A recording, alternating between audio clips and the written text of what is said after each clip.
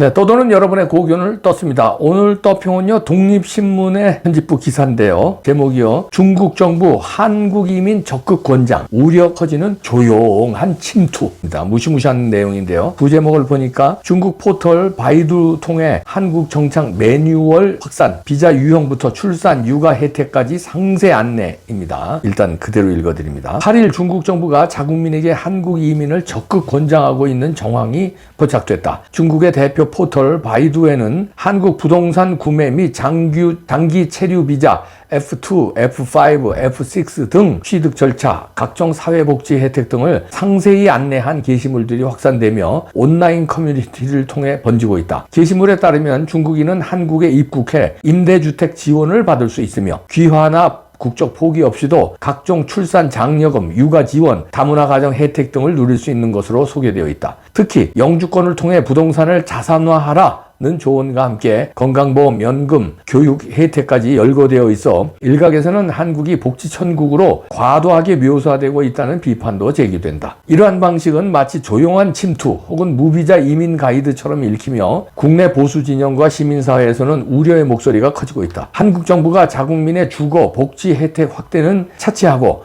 오히려 외국인을 위한 이민 복지에 집중하고 있는 것 아니냐는 지적도 제기된다. 특히 F2 거주, F6 결혼 이민, D 비자 등 각종 체류 자격을 활용한 중국인의 장기 체류가 지속될 경우 수도권 및 지방 도시에서의 인구 재편, 교육 복지 예산 부담 증가, 문화사회 갈등 심화 등 복합적인 문제가 뒤따를 수 있다는 분석이 나온다. 보수 네티즌들은 중국 내에서 한국 정착이 이렇게 상세히 홍보되고 있다는 건 국가 전략 차원의 움직임일 수 있다며 국내 이민 복지 정책이 악용되지 않도록 철저한 점검과 제도 보완이 시급하다고 강조했다. 중국몽 실현의 통로로 한국을 활용, 국민은 역차별. 일각에서는 이러한 움직임을 두고 중국 당국이 인구 정책 차원에서 한국 정착을 우회 전략으로 삼고 있다는 분석도 나온다. 예전부터 안보 전문가들은 중국은 토지 소유 제한이 엄격한 나라다. 한국의 부동산 자유시장과 느슨한 외국인 정책을 적극 활용하는 것이라며 이는 경제 이민이 아니라 전략적 이민에 가깝다고 경고했다. 반면 이재명 정부는 이에 대한 아무런 대응도 하지 않고 있으며 여전히 외국인 대상 복지 확충 기조를 유지하고 있다. 실제로 다문화 가정 지원 예산은 매년 수백억 원 규모로 편성되는 현실 속에 일부 지자체에서는 외국인 대상 출산 지원금이 내국인보다 높다는 지적도 있다. 국민 혈세로 중국인 정착 보조 정책 전면 재검토해야 결국 중국 이민 브로커가 아니라 중국 정부 자체가 직접 한국 이민을 부추기고 있다며 이재명 정부가 방관하는 사이 국민의 세금이 중국인 정착과 자산 증식에 쓰이고 있다고 강력히 성토하는 상황이 터질 전망이다. 이민 정책 전면 재검토와 외국인 복지 기준 재정비가 시급함과 동시에 중국발 유입 인구가 지방선거나 교육 현장, 의료 시스템에 미칠 파장도 간과해서는 안 된다고 지적했다. 자, 이렇게 독립신문 기사인데요. 중국이 전략적으로 침투를 한다. 조용한 침투를 한다는 건데요. 이게 중국의 포털 사이트는 한국하고 다르죠.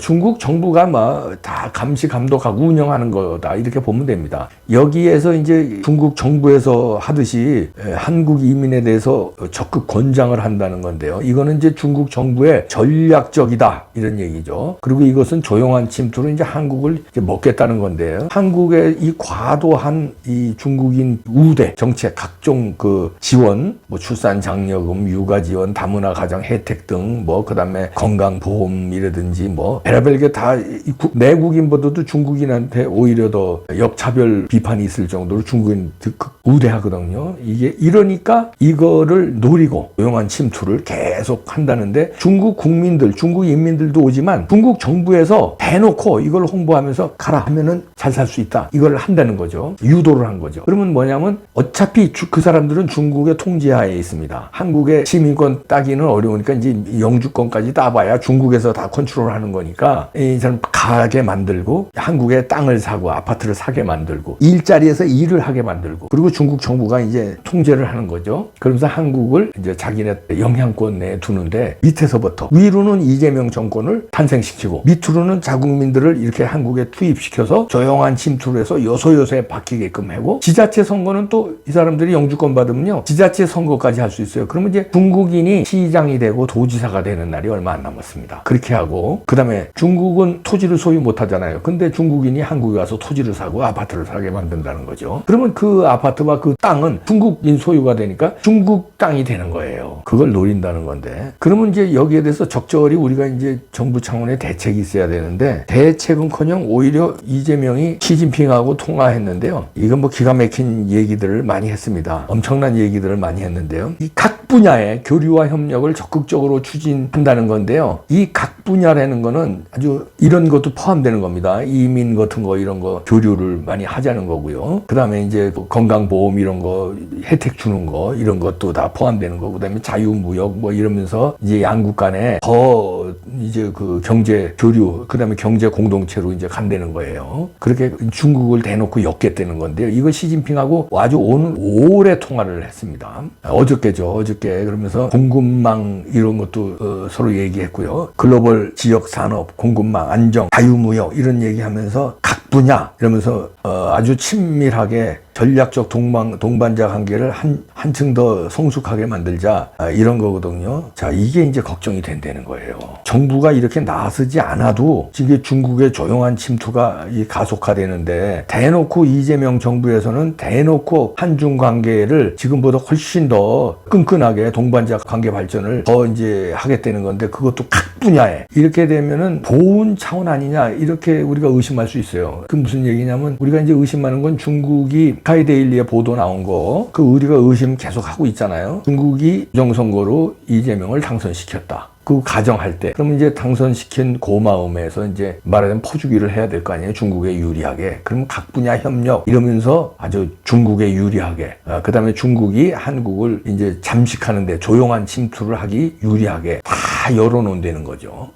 그리고 뭐 그것뿐만 아니라 정보 공유 이런 것까지 해서 골치 아픈 상황이 된다는 거죠. 미국하고도 통화하고 일본하고도 통화했는데, 그는 뭐 형식적으로 이 레토릭을 하고, 중국 시진핑하고 통화는 완전히 진짜 알짜 통화를 한 거 아니냐, 우리가 그렇게 의심할 수 있습니다. 비핵화 얘기도 하고 뭐 이런 얘기를 막 하면서 양국 간의 안정을 위해서 노력할 거라고 그러는데, 이 레토릭에 숨어 있는 거는 어마어마한 게 숨어 있다, 이런 얘기입니다. 지금서부터의 한중 관계 걱정되는데요. 조용한 침투가 아니라 이제 대놓고 침투를 이재명이 문을 열어주는 거 아니냐, 의심이 갑니다. 그러면 이제 회복 불가능한 중국의 영향권 내에 될 수 있어요. 이미 뭐 이재명이란 사람의 이 머릿속에는 미군은 점령군이고, 중국은 뭐 중국과의 중국어로도 유세했잖아요. 유세차가 그 안산에 무슨 동네 지나가는데 중국어로 유세하고 이랬잖아요. 중국인들은 총선이나 대선에는 투표권이 없어요. 투표권도 없는데 중국어로 유세를 하고, 그 다음에 리짜이밍이라도 유명하잖아요. 이렇게 대통령 되기 전에 이미 아부를 해서 중국의 어떤 영향권 내 대통령이 됐는데, 간접 지원이 있었겠죠. 그게 부정선거가 됐건, 그 다음에 중국인들 대거 동원해서 투표로 이어졌건, 하여튼 중국의 도움을 받아서 됐으면, 그 다음에 대통령 됐으니까 보훈을 해야 될 거 아니에요. 그럼 아주 중국에 유리하게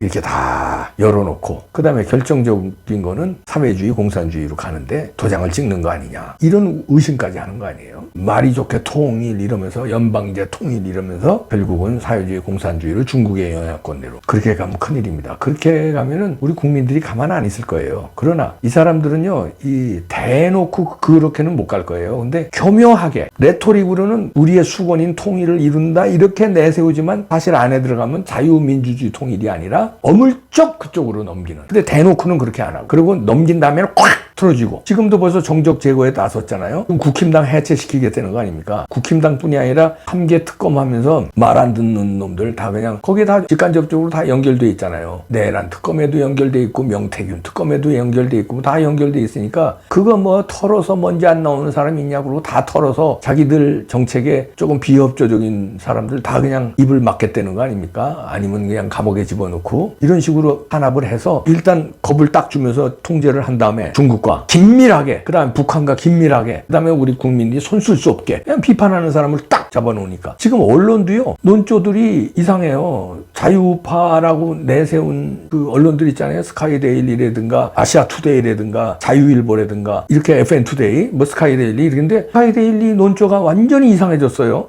이재명을 그렇게 비판 안 하는 것 같아서 아니 뭐 조금씩 이렇게 말도 안 되는 걸로 비판하고 조금씩 이상하다. 도중동은 아예 그냥 뭐 이상해졌고 이렇게 벌써 언론부터 설설 기면은 사법부는 이미 다 누워버렸죠. 경찰 검찰 뭐 지금 누운 거나 마찬가지죠. 헌재 잡았죠. 이러면은 오물오물 그냥 대놓고 넘어갈 위험성도 있다. 중국인 나라에서 살고 싶습니까? 걱정입니다. 그렇게는 안 됩니다.